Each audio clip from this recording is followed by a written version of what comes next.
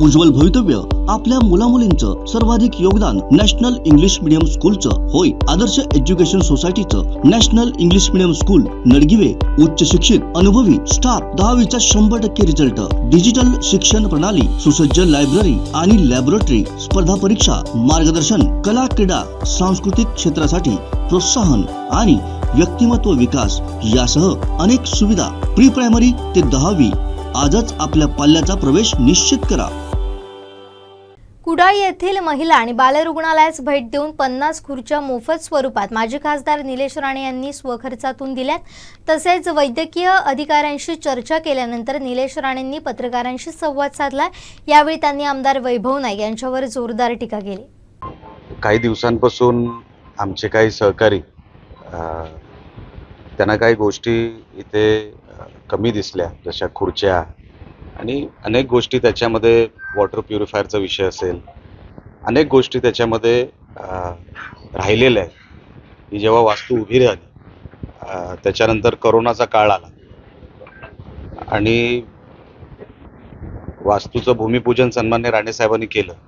त्याच्या काही वर्षांनंतर ही वास्तू उभी राहिली, पण ती अशीच राहील, त्याला काय आकार उकार काही जास्त कोणी द्यायचा प्रयत्न केला नाही।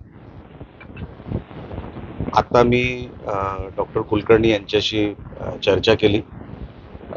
अनेक गोष्टी राहिलेल्या आहेत जे कोणी लक्ष दिलं नाही किंवा दुर्लक्ष केलं। जसं साध्या खुर्च्या नव्हत्या त्या देण्यात आला, त्या माझ्या हस्ते मी त्या दिल्या। वॉटर प्युरिफायरचा विषय होता, कंपाऊंड वॉलचा विषय आहे, डॉक्टर्स कमी आहेत, कर्मचारी कमी आहेत। मी त्यांना बोललो मी आता काही 2 दिवसांनी सन्माननीय पालकमंत्री साहेबांना भेटायला जाणार आहे, त्यांच्याशी चर्चा करतो आणि लवकरात लवकर महिला रुग्णालय हे दर्जेदार उभं राहावं आणि सगळ्या सोयी सुविधा मिळाव्या, कोणालाही अडचण होऊ नये, त्रास होऊ नये, ह्याच्यासाठी मी त्यांच्याशी चर्चा केली। आता लवकरात लवकर ते मला निवेदन देणार आहेत। ते निवेदन आल्यानंतर मी बाकीची जी काही कारवाई होईल ती टप्प्याटप्प्याने आपल्याला सांगेन। ते काय आता त्यांना काय दुसरं कामच शिल्लक राहिलं नाही।